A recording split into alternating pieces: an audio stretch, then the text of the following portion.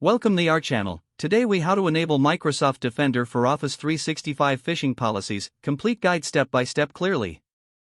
Begin by logging into the Microsoft 365 Admin Center. Use your admin credentials to access the dashboard. In the left-hand navigation panel, find and click on Security. Once in the Security section, locate Threat Management.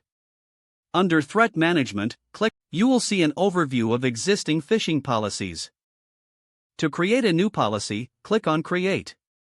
Choose whether you want to create a policy for organization-wide settings or a specific user group. Name your new phishing policy clearly for easy identification.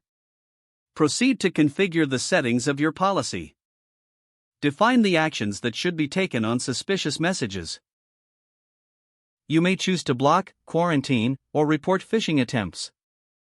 Next, set up the user notification settings. Decide if users should receive alerts when suspected phishing emails are detected. After configuring these options, click on Next to continue.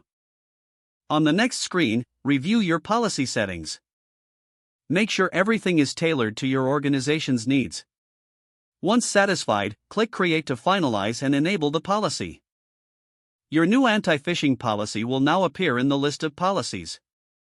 To ensure it is active, verify its status in the Policies Overview section. Review policies periodically to adapt to new phishing techniques. Regular updates will enhance your organization's security posture.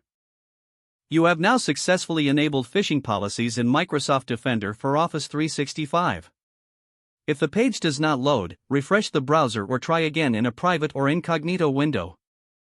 Make sure you are using the correct email address, then retype it carefully to avoid small typos. If your password is not accepted, use the reset option and create a new strong password you can remember. Check your spam folder for verification or security emails, then complete any requested confirmation steps.